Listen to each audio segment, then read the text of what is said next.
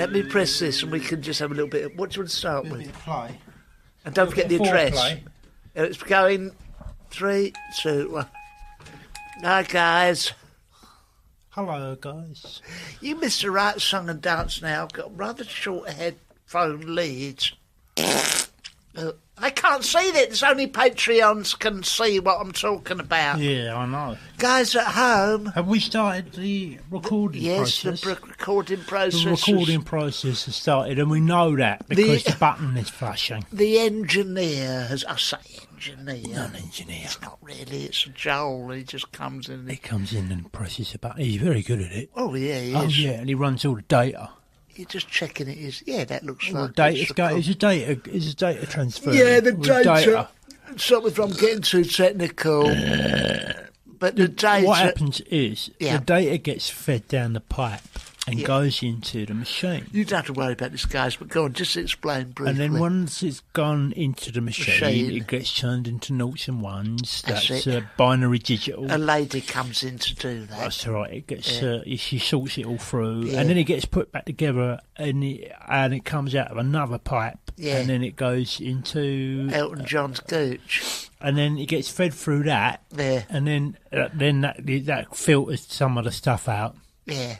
And then it comes out of there and it goes into Kim Jong-un's mouth. Yes. And then he shits it all out. And then we've got the podcast. All his squids and tortoises. And eel that he eats. Dolphins and eels that he eats. That's right. And he shits it out and it gets transported all the way back to the podcast. And then back through up the pipes. And then it goes to, after it's gone through those filters, it gets presented to you, and that is what you hear. So that's just a little brief trip there around the workings of the podcast, how it works. You know, guys, just to prove to you that it's a bit of a process. You're not really paying for it at home. You Patreons, yes, you are. You're paying for the video that you can see. Yeah. And for all of you at home who's listening to this, you won't know that I'm now showing all the Patreon people my teeth.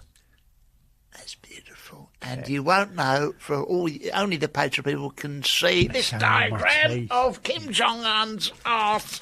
See that? Kim Jong-un's arse shitting out all the noughts and ones. All the noughts and ones in the podcast. And, I've just got a text from I'm still showing them my teeth. Yeah. Don't tell them about my arsehole. I'll get you shot, you fucking idiot. Sorry. He's sensitive about his bum. He is. Dear Kim Jong-un, sorry about the quip about your arsehole. So I'd put the H in. Be polite. I'll put the H. Put bum. And, so that's it. But, guys, you better just remind these people. Oh, Christ. Listen, guys, on the 7th of June at 9:15 at the Udderbelly on the South Bank in London, we is doing a live podcast. Yes. Okay? And we are award nominated, all right, for the British Podcast Awards, like comedy section. That's even no though bullshit. Even though this is a crime podcast, right? We've got lumped into the comedy podcast accidentally, right? Yeah. Anyway, that aside, okay, there must be some balls up at the factory. I don't know what's happening, right? Anyway, that aside, we're doing this live podcast on the South Bank in the Udderbelly at 9:15, and you're invited. You're invited, and we want you to come, all of you, because we're going to have a right old piss up. Oh yeah, what a laugh! We're going to bring cans into the room, and we're all going to get smashed. Yeah. Okay. So if you wanted to come, you can book tickets. We give you the exclusive right. We give you the exclusive to buy right tickets to go to www.underbellyfestival.com/Angelos and Barry. We give you the exclusive right to go and buy tickets there. Yeah, just tell them that again. That's to www.underbellyfestival.com/Angelos and Barry. All right? Just imagine what it'd be like. All lovely and all sunny. the people there. Lovely and sunny. All the ice creams very balmy. runny. I will come on stage just in my mankini. Ooh. You see my balls, my sweaty gooch, and maybe the outline of my willy. Gonna jump about, gonna scream and shout, and sit right on a chair. Yeah. And if you're lucky, do the splits and show you some of my arse hair. Yeah, so all that is available when you come to see the show. Sorry about that. That's a song that I'm working on. It's work in progress, yeah. That's work in progress. It was off the cuff as well, that wasn't it? Well, it's all off the cuff. Off the cuff. It's all off the cuff. Off the cuff. Off the cuff. Talking of off the cuff. Off the cuff. Do you remember Saran Jones? Yeah, I do remember Dr. her. Foster. I went out with her. I know you did. Was it before she was a doctor, wasn't it? Yeah, before she was a doctor. Or she junior doctor? She was a nurse at That's the time. She's bloody nice, isn't she? Very attractive. Oh, yeah. Yeah, she's nice. Did she pay for a restaurant meal, or was it all... No, I had to pay. Yeah. I had to pay for it. And I says to her, I'll pay for this, you know. And I thought that would impress her, but she didn't really give a shit. Really? No, she didn't care. She didn't care. And how did it end up, this relationship? Much the same way as all your other ones, I suppose. It went down the pan. It went down the pan. But being a nurse, she changed the pan, didn't she, and brought it back. That's right, yeah, and it was all over her shoes. It's very handy going out with a nurse, yeah. You know. Anyway... Anyway, this bird, Saran Jones. She's an actress. An actress, you know. She's in the Metro today, and she's saying she's been consulted. An intimacy director for the lesbian sex scenes in a new TV challenge, Gentleman Jack.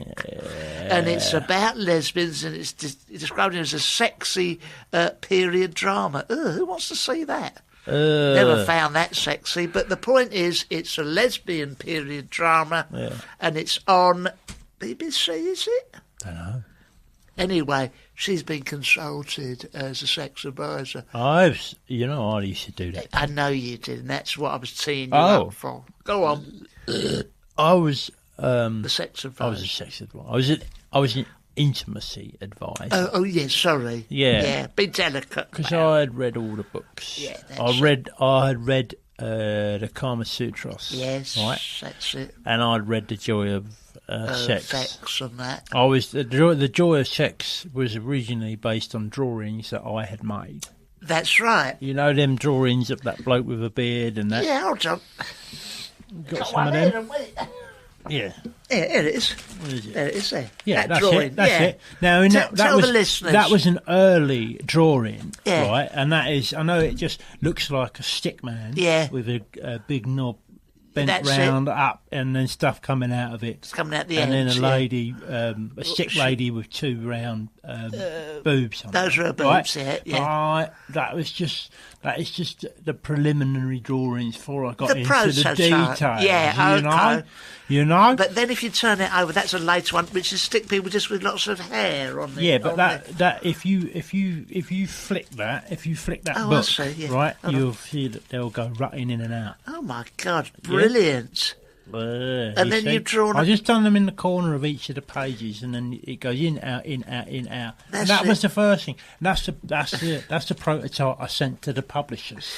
But that was just purely penetrative sex. But you're very kind. Oh no, but there's more to sex than just that. You've done a little footballer kicking a ball in a goal, and there's a bet. Yeah, but that was a football shopping. That was a football thing I was having a go at. Right, so you was responsible for that. I was responsible for like a lot of the sex education in this country. Really? Yeah, for a long time actually. Yeah. And that was based on my travels around India and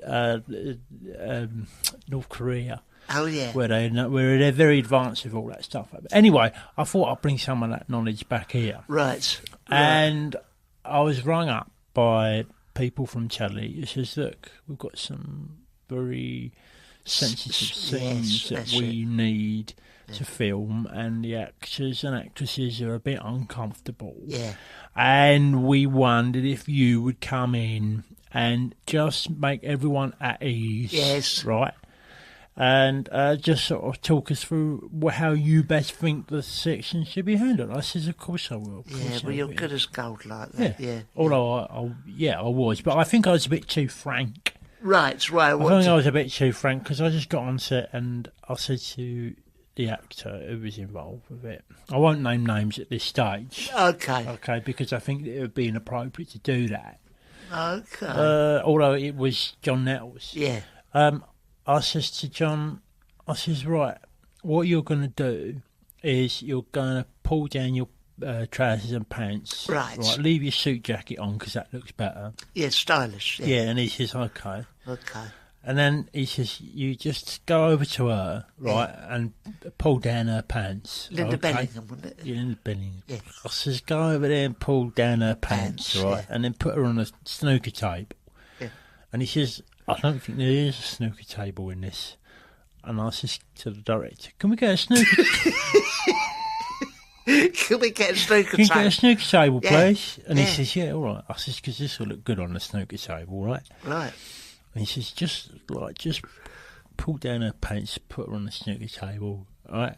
Yeah. And he says to me, I'm not sure that that is, that's the thrust of the scene. No, the scene was about going to vicarage, wasn't it? I says, it may not be the thrust of the scene, mate, but it's going to be the thrust of your scene, okay? Right. Because you're going to do a bit of thrusting now. Right. Yeah. So I put her on the snooker table if you want. Yeah. And I said, just do it sensitively, please, okay? Because we are human beings, all right? And this is how it's done, all right?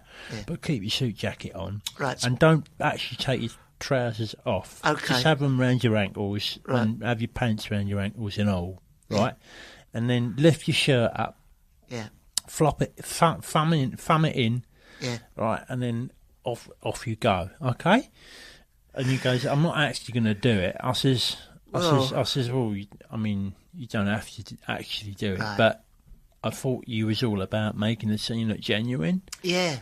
And he says, well, I know, but I'm feeling embarrassed. I says, well, that's why I'm here. Yeah. To make sure that we do all this sensitively didn't he turn around and say, but I come to the vicarage and there's a clue that someone's been murdered and there was a quill in some ink and you never mind all that. Don't worry about that. That'll be resolved later. We'll get to the crime later. This is a really good opportunity. You learn all the lines and everything. You learn all the lines. I says, don't worry about that. I says, this is a really good opportunity for you to just lift the back of your shirt and suit up and show the public your bum, right? Yeah. And he goes, well, yeah, I suppose it is. Suppose it is, I says, yes, it is. Yeah. Yes, it is, right? And he says, I'm embarrassed, Angelos. Yeah. I says, well, your bum, it is a bit saggy. Yes, right, because you're a man of a certain age, okay. right? And if you, and I said, let's pull your legs apart a bit. And he says, all right. I says, yeah, and your balls are quite long, right? So what we'll do is, I said to the director, can we get some gaffer tape? Yeah, right? He says, yeah, all right. Yeah. So I'll get hold of Nettles' balls and I'll tape them up. I says, look, do you feel more comfortable now? And he goes, yeah, well, I feel less embarrassed. Cause I says, oh, good, right, well, that's just the start of it. Yeah. And he says, but what about if I bend over and people see my bum hole? I says, can we get some more gaffer tape, please? Yeah, right, so I tape that up, right? I says, does that make you feel more comfortable now, more authentic? And he went, yes, I suppose it does. Anyway, I says, so do you want to do the sex scene? And he says, well, this scene isn't really about sex, is it? It's about... I says, John. I says, look, I don't know how many times I've got to say this to you. This is a very good opportunity here that I'm giving you to show off your bum and that, and people want to see that. And you'll be doing a calendar next year after this. And he went, well, if you think so, he says, yes, I think so. Yeah. Anyway, because I'd sent everyone out of the room, I says, all right, director. Yeah. Come back in, bring the crew back in so we can all watch this scene. The run through sort of thing. Yeah. And And the director says, right, action. And then John pulls his pants down. Yeah, the trousers. And Linda's Linda gets up on the snooker table. And he bends over and they see the gaffer tape bolt and bam. Yeah. And the director says to me, he says, Angelos, this is the scene in the vicarage where we find out about the clues. And that. Yeah. I says, well, you can do it that way if you want. Yeah. I says, but it's a collaborative process. This is a collaborative process, and we're all trying to pitch in with our own ideas. I mean, if you don't want if you don't want what I've got, yeah. And he went, well, he says, I do. I think I do want what you have, but I don't think it's right for this scene. Okay. I said, well, listen, what would you prefer? He says, well, I just prefer to stick with the script that we've got. Yeah, there's a quill and some ink. And he's going to find the crew. I says, all right, well, pull your pants up then. Yeah, pull your pants up, pull your trousers up. I took the gaffer tape off and I ripped all the arse hair off him. And he went berserk. And then the director says, well, you have to go now because you've ripped all the hair off his bum. But on the upside, that is available on eBay now. Yeah, and also he had a very good backcracker sack. Yeah, if you want to go to ebay.co.uk, you can find John Nettles. Yeah, I've got the details. Yeah, John Nettles, Arse Bar, Gucci. Gucci. From original Midsummer Murders. And there's all bits and stuff in there as well, because I don't know what, unnameable bits. Bits and bobs. All stuff in it. I was the same. Do you remember when I volunteered my services when Nettles was doing Bergerac? Yes. Or Bergerac, as I call it. I now call it. There was a wonderful scene where he goes down right on the shore there. In his white rolls? No, he didn't have the white rolls. No, but that was Charlie. That was who? Charlie had the white Charlie rolls. had the The man that funded him. So Bergerac funded him, I think. So he's down at the Keys side and they're all there. In Jersey. The Great and the Good, a British television drama, was in it. Charlie Dance. Yeah, that's right. Tim Roth. Tim Witherspoon, Bonecrusher Smith, and they were there. They were all there, bobbing around. Amanda Holyfield, Tyson. Wasn't Tyson he was brilliant? Good in that. Oh, wasn't he good playing the ship's doctor. Yeah, that's right. And, so there's a lovely scene. I'm going to give you this injection now. That's it. Oh, it was wonderful. I knew he'd done it, though. I could Yeah, tell I he'd know. done it. He wasn't a sufficiently good actor. Brilliant heavyweight boxer. Not great. What a shit actor. Not great actor. Anyway. Hello, I'm John Holmes, and yes, the last thing you need is another podcast that takes apart a television show and hacks through it like a cough going through a pensioner. Except wait, because this is The One Show in which myself and my guests force ourselves to watch a week's worth of TV's The One Show and then analyse it all in far too much detail. It sounds like a terrible idea, and it is. For us. But for you, it's entertainment gold that's all over a programme you yourself have no intention of ever watching. The One Show, every Tuesday and Wednesday, wherever you get your podcasts. I'm Piers Linney. Join me for Rethinking Business, a new podcast series brought to you by NatWest. Each week, we'll be speaking to inspiring business leaders who are doing things differently, disrupting markets, overcoming challenges, and bouncing back when things don't go to plan. We'll hear how perceived barriers can be turned into advantages, and how the journey to success is not always as you'd expect. That's Rethinking Business, brought to you by NatWest. Subscribe now on your favourite podcast app. Our friend John is walking down. Beautiful. It's all set beautifully on the done. docks, Beautifully done. And beautiful done. Lovely yachts and that, luxury yachts and that. And sure enough, Kate O'Mara sticks her head out of one of the portholes and she goes, hello, Mr. Bergerac. I've been waiting for you. And the director went, OK, and then we move in. Yeah. We have a two-shot there, a dirty over-the-shoulder there. Yeah. Come in at a mid-close-up where he finds the clue. The dog's basket, there's something hidden in there. And I said, can I just step in there? They went, just stop, everyone. Barry, what can I do for you? Opportunity here. Wonderful opportunity here. I've been brought in as the intimacy consultant. I For me, the scene. Well, there's no point. There's no point being there if you're not going to be bold. That's it. And I said, I'm just sorry, everyone. Sorry, John. And John said, no, take your time. We had a little glass of water. Collaborative process. I said, for me, this scene is all about getting Kate O'Mara in the dog's basket, pulling down.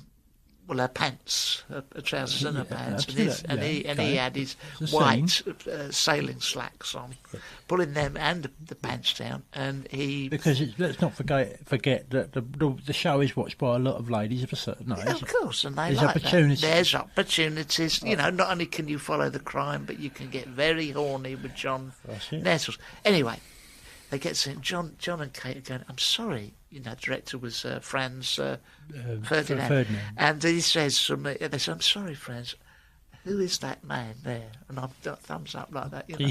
Yeah, in the background. Right. In the background, I was just helping myself to some ginger nuts in my waistcoat. And I had a cravat on, so I looked like... Yeah, you look like you're a director. I looked artistic, you know. I said, what has he suggested? And the director, Barry, is our intimacy consultant. Yes. And he suggested, as you say, thumb it in. And... you're going at it. Is that what you said to him? I said, I used the colloquialism. No, well, that's not a medical thing, is it? And so Kate and Mara went, sorry, can I just... Everyone was ready. It was a closed set. Because I insist on that. I do insist on it. You do. And John was there without his trousers and pants, just keeping himself erect. And I just... said, look, that's what this is. And Kate said, I'm so sorry. Can we just stop a minute? Can I? And I said, well, it's a closed set. What do you want? And she called Franz over and she says, tell me if I'm wrong, but in this scene, there is some stolen property left under the dog's blanket in the basket. That's the nature of the scene. That's the reason for doing it. That's the reason for the scene. As far as I'm concerned, it's not about, any sexual congress. Around in the dog basket, Anyway... But I've just got to do this because it's playing up. That's it. But did Franz point out that the opportunities arisen to show off his Thingy's bum? Thingy's bum. That's what he said. It's a great opportunity to show off Thingy's bum. Yeah. And he said, John. So anyway, what happened was I managed to tape up, as you say, all around his. Because he had the same concerns. Yeah, I mean, in these days, before gaffer, it was duct tape, so it's quite vicious stuff. Yeah, and he was a younger man, and his balls weren't quite as low. No, but that duct tape is vicious. What you use is you kidnap someone. So at the end of the scene goes all very well, and I've cut all his balls and gooch, so it, know. So anyway, shows. I said, allow me, John. He's bent over, and I've ripped up all the way up his arse and gooch. Yeah. And unfortunately, I pulled off one of his testicles. Oh, okay. Right? Now... It's not your fault. It's not necessarily my fault. It was the art department who gave me the duct tape. But if you look here on his listings, it's still there now at ebay.co.uk. Bergerac memorabilia. Yes. Dog basket, which I nicked at the time. Dog blanket. Kate O'Mara's hat that she wore in scene 3. In the scene, And then if you look down there, look. What's that say? John Nettles left ball. Left ball. Yeah, but, 50 quid. I think what's happened there is people just don't. But I mean, I'd have snapped that up if I knew it was genuine. Of course I suspect that people don't actually know that is a real thing. Well, I've got a picture. I've drawn a picture of it anyway. There. That looks like just a lump. I've done fleshy skin. I've done the vas deferens there. I've done some of those bits that you talked about. Yeah, a few of them like veins on it and the hair. If that isn't John Nettles' bollock, I don't know what it is. I've seen them and I can vouch for them. There you are. And they only had one when I was working. There you are. Yeah. There you are. Yeah. I work with Lovejoy. Oh, Ian Dolly Chops. That's it. Oh, Dolly Chops. Chops. I work with Lovejoy, and he called me in. To do some intimacy stuff. Right. And this is Angelos, so I am very, very nervous about. Well, you would be. It's embarrassing. Listen, Lovejoy, everybody is nervous about doing this. Right. Okay, it's not just you. Yeah. Everybody is nervous. Of course they are. He says, I'm very nervous about pulling my pants down. And I says, I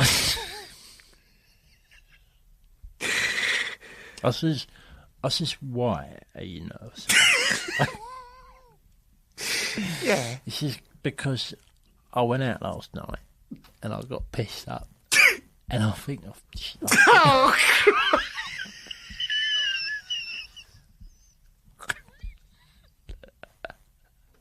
I says, all right.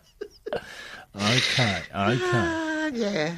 What have you done in there? Oh, God. And he goes, I think I shat myself a little bit. I says, all right, look. Okay, look.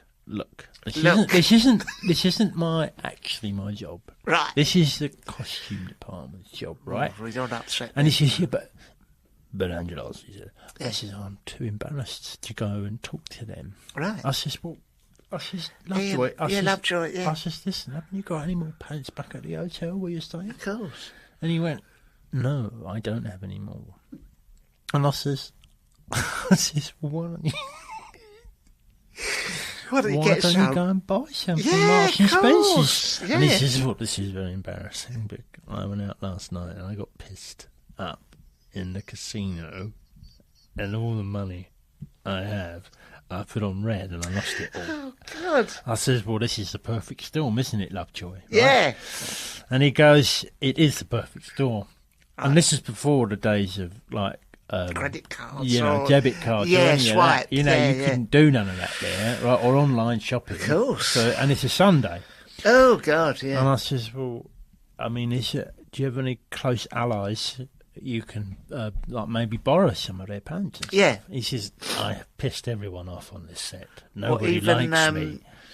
What's his name? Dudley Sutton. He says Sutton's offered me his pants, but I won't wear those. No, I won't wear those, he says. Yeah. I says, I completely understand. Yeah. I says, so we've got a problem, haven't we, Ian? Yeah. He went, yes, we have got a problem. Yes. We have got to do this scene, and there's stuff in my pants I don't want people to see. Yeah. I said, all right. And I said, and I put myself out there, and I put myself on the line. I says, all right, let's have a look at it. Right. Oh, God. Look at the problem. And he says, come round behind the... Not here. I says, come round behind the come round here behind this, like, this boat in a bottle, right? Because we were in the antique shop. Oh, I see. Right? Yeah. And he says, okay. I says, just pull them down. Right. And he pulls down his jeans, and he's got his cowboy boots on, so he didn't want to take his jeans off. No, of course, he definitely get them off. And I said, like, pull the pants down. Right. He pulls them down. Sure enough, there's like muck in there. Right? Oh, God. And, not a lot, but enough. And it would get seen. And he... Right. He wouldn't want the rest of the crew to see that. Well, they could pixelate it out in them days. No, not in them days. No. And I'll be honest with you, it stunk a bit as well, right? Right. So I says, have you wiped yourself? And he went, I have done, but look... But this is from last night, and I couldn't, like, you know, I had to put these back on this morning. I says, all right, hold on. I says, director. He went, yes. Who was the director? Kieran Knightley. Kieran Grief, right? Oh, Kieran Grief, right? Yeah. And he's gone. I says, everything okay over there? I says. And he goes, yeah. Are you all right? And I says, oh, yeah, we're fine here. Yeah. I says, have you got any gaffer tape, please? Right, of course. And he goes, yes. And he gets the gaffer tape. Yeah, anyway, I'll gaffer tape basically in the gusset. Right. Where the problem is. Yeah, all the muck where the in problem there. lies, Right? yes. I'll gaffer tape over it all. And I says, right, pull your pants up. And he's pulled his pants up. Right, I says, right, when you can't do this scene, there's gaffer tape over the offending area, so no one's going to see the muck in there now. Yeah. All right? But if anyone asks, just say you rip your pants, okay?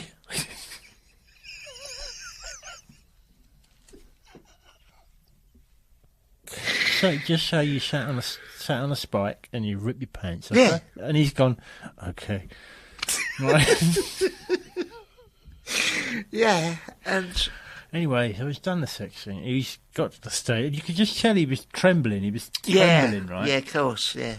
And he was so scared about pulling his pants down. Yeah. And this woman he was doing this with was a beautiful, beautiful woman. Oh, and he's terrified of pulling he's terrified of pulling his pants down because of the stuff in there. Right? Yeah, they don't like it, the ladies. No. And he's pulled them down, and he just looks terrified. Yeah. And the director done the scene, he films the scene, and he goes, Lovejoy, that was so authentic. Yeah, they did. Because you look so nervous, and you would have been because she's beautiful. Yes. So anyway, no one saw a poo in there. Right. And he didn't have to explain that he'd ripped his pants. Right. He pulled them down so quickly that nothing got seen. But I can understand how self-conscious he was about that. It's just the way of the actor. Yeah, absolutely. But the day was saved. And you featured in his book, wasn't there, a special tribute to you for that moment? Yeah, and he gave me £10 as well. That's right. Extra tip. It says it here, doesn't it? And it goes with thanks to Dudley Sutton, Kieran Grief, the director. Thanks to Franz Ferdinand from the other show, which I wasn't in. Unfortunately, I wasn't in that one, but that was. It should have been me. I was thank in LA you doing the Colbys. Thank you also to the Colbys. Yes. And then it goes, but especially thanks to Angelos. You know why I'm thanking you. It was a poo emoji. That's it. Yeah, and that's what that was. That's one of my success stories. It is. It really... You know they've remade Lovejoy now. Yeah, I heard that. Yeah, who's done that?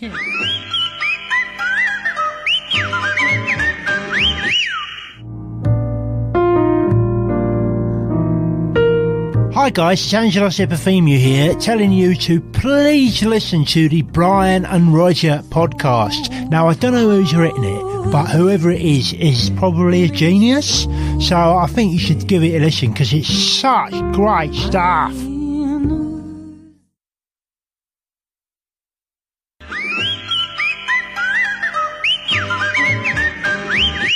Well, there's a story in the Metro, this is true, that they're making all the shows in, what's that one they're making? Oh, Idris Elba, Luther. Oh, Idris Elba. They're making, Idris Elba, and they're making it in India. Oh, is it? And then they've also made, as you say, was it Lovejoy? They made Lovejoy in South Korea, but your old friend Kim Jong-un... He's having a go at it, isn't he? Oh, everyone thinks they can do telly, don't they? Yeah, absolutely. So he's done Lovejoy. He's in it and all, isn't he? He's in it. He's playing Dudley Sutton's part, isn't he? He's playing Dudley Sutton. And who's playing Lovejoy?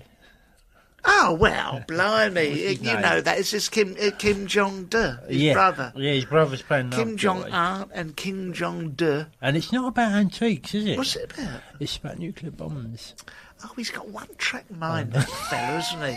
Yes. You know, I said to him... It's all about, like, selling nuclear bombs. Well, you know, I went over there... The nuclear bomb industry. I was an intimacy consultant on that.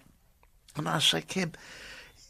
You know, you've got to branch out. Yeah, with you, it's nuclear this, all the time. Slavery that, secret police the other. Yeah. You know, the long march this. Eels. Apparatchiks, getting your children to spy on you the other.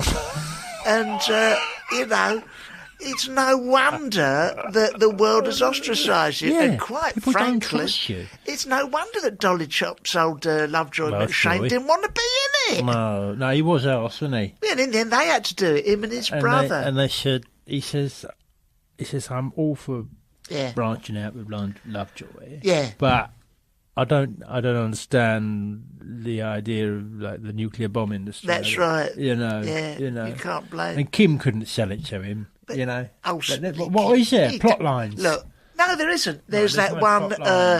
They go in. This is. Yeah, I've got it here. This is the script. Yeah, this is the script. They got in. Kim brackets Lovejoy and Dudley Sutton in brackets Kim Jong-un. Oh, Tinker. Go into you can't even be bothered right, but go into antique shop, right? Yeah. Except it not antique shop. Next to a boat in a bottle is a weather vane and a carry-on, keep calm and carry on sign. Yeah. Next to this is nuclear bomb! 3 exclamation marks, silly fucker. Yeah. And it goes, and nuclear that's it. Bomb. Yeah, that's episode 1. That's episode 1. Episode 2, man got into a shop and sees his wife having an affair with other man, but he is distracted by a nuclear bomb. In the background, next to old shoe shine equipment. Oh yeah, I know. Old scales. Yeah, that's it. And it's funny to say episode 3 there. In episode 3, the affair thing continued, which he asked me to go and be an intimacy consultant. I said, fuck it, I won't do it. Because sure enough, paragraph 2, look. What's that say? What's that say? Man come into shop with wife he have affair with, cuckold! Exclamation mark. See next to old-fashioned till. Yeah. Nuclear bomb, that's it, nuclear bomb. Episode 4, but he's still with his wife here, and he man goes into shop with wife, and sells wife for nuclear bomb. Yeah, it's distasteful. It's all nuclear bombs, isn't it? And then there's an asterisk at the bottom. More nuclear bomb? Question mark. I presumably that's for the producer. Trying out nuclear bomb. Art department, please. Art department. Note for art department. Please, nuclear bomb. Yeah. Nuclear bomb. Requests to art department. 1 nuclear bomb. 2. 3 nuclear bomb. 3, 4. Then it goes 5 hand grenade. Hand grenade. But he's crossed that out. But nuclear bomb. Bomb instead. And then it goes woman actress. Nuclear bomb. A nuclear bomb. And this is his makeup department, and it just says nuclear bomb. Yeah, he's a silly fucker. And it goes catering. Nuclear bombs. It goes 54 for breakfast, lunch, nuclear bomb. Now, Kim, if you're listening, I think you need to go to some sort of support group, mate. Yeah, because get yourself some help, because you can't just put nuclear bomb on everything. No, it's silly. Like it's silly. It's very silly. It's babyish. It is babyish, isn't it? Yeah, it's babyish. Yeah. Silly twat. Well, we've been nominated for an award for this. Can you imagine? Can you imagine if we win, how pissed off everyone else is going to be? Can you imagine? We've got this. I don't even mention this last time. We've got this horror. I said to him, what you said? What do you you think they'll play out any of our stuff to this? It's at the fucking King's Place in King's. The Guardian. The Guardian. The bloody Guardian. It's right. All proper. And it's all fancy. And it even says the winner will be abounded. What does that mean? I don't know. Don't know what that means. Fucking hell. But the horror is we get on stage and they go, ladies and gentlemen, Barry Cryer now to present the award, or, Jeffrey Archer or someone. Yeah, or someone of the top names. Someone of the top names, David Van Day, and then we stand there with our award, Nick Ferrari, and they press play. And it's like, and we have to stand and listen to you talking about him McShane shitting himself. We just have to stand there like 2 guilty schoolboys, glance up, everyone goes, and that won. That won. Why didn't Alex Horn win it? And then they'll go, I'm so sorry, we have not listened to that. We only listened to them clips they sent in. Sorry, ladies and gentlemen, there's clearly been a mistake. We had to send in some clips, right? Oh, we did, yeah. Christ, that took ages to thumb through anything that we could send in that didn't involve muck and bombs and it took ages. If only we'd had John Nestle's bits and pieces from his gooch to hand. Well, that could have swung it for us. That could have swung it. For us. It might swing it for us. It might too. Anyway. So, judges, if you're listening... Thank you. Oh, yeah, we'll be abounded. And we'll see you at the awards. But guys... Did you have that address? www.underbellyfestival.com/Angelos and Barroy. Come and see us down at the old Underbelly. Until next time. Bye. Jesus Christ. Bye.